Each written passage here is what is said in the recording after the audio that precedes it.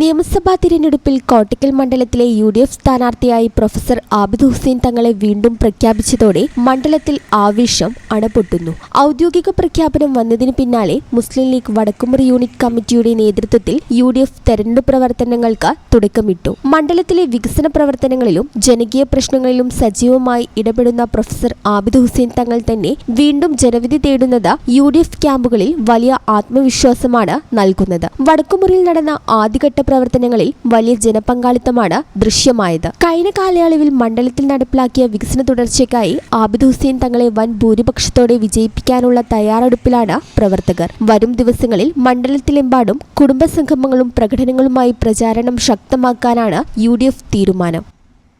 ഈ channel news Kottakkal.